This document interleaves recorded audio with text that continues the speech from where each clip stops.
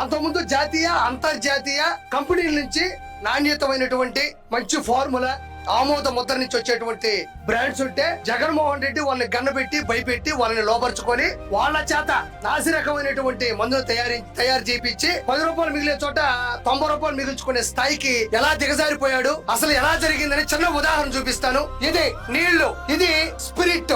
ఈ నీళ్ళల్లో ఈ స్పిరిట్ కలుపుతాడు. మరి ఇది ఇలా ఉంది కదా, ఇప్పుడు మనకు బ్రాండ్ లో ఒక కలర్ ఉండాలి కదా, ఒక కలర్ అనేది ఉండాలి కదా. చూడండి, ఇది వేస్తాడు. ఇది వేసిన తర్వాత జస్ట్ ఒక పొలం తీసుకొని స్వతహాగా ఈ బ్రాండ్స్ ని 5 సంవత్సరాలు 10 సంవత్సరాలు భూమిలో పాతి పెడతారు, నిల్వ ఉంచుతారు.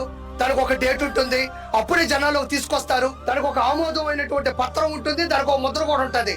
జగన్మోహన్ రెడ్డికి అవేం లేదు, అప్పటికప్పుడు తయారు చేసి జనాలకి ఇలా పంపించేసేవాడు. దీన్ని ఇలా కలిపితే ఇప్పుడు ఇది ఒక బ్రాండ్. అంటే దీని మీద మామూలు ఆ బ్రాండ్ మీద 10 రూపాయలు మిగిలితే దీని మీద 90 రూపాయలు మిగిలింది. 100 రూపాయల మీద 90 రూపాయలు మిగిలింది.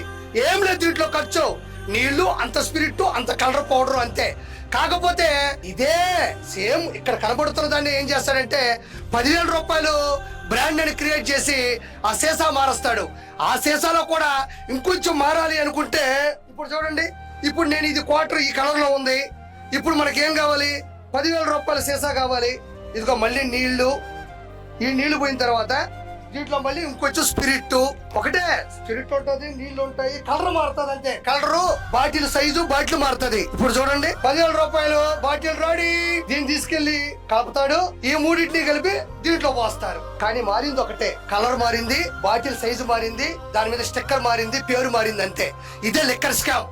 ఇలా కల్తీ లిక్కరు మద్యాన్ని అమ్మి ఆ డబ్బులకి లెక్కలు లేకుండా, ఊరు పేరు లేకుండా, ఆ డబ్బుల్ని డిజిటల్ ప్రాసెస్ లేకుండా ఆ డబ్బుల్ని ఎక్కడికెక్కడికో తరలించి హవాలాల మీద సినిమాలు తీసి, రియల్ ఎస్టేట్లు చేసి, వ్యాపారాలు చేసి ఆ డబ్బుల్ని తిరిగి తీసుకొని ఎలక్షన్స్ లో పెట్టి ప్రజల ఆరోగ్యాన్ని దెబ్బకొట్టారు, ప్రభుత్వ ఆర్థికాన్ని దెబ్బకొట్టారు. కాబట్టి ప్రజలు వాళ్ళు ఇంకా వెనకేసుకొని రారు, ప్రభుత్వం వాళ్ళని వదిలిపెట్టదు. వేల కోట్ల రూపాయల ప్రభుత్వ ఖజానాన్ని దెబ్బకొట్టారు. కాబట్టి ఇది అతిపెద్ద స్కామ్. ఢిల్లీ లిక్కర్ స్కామ్ తో పోలిస్తే చాలా పెద్దది.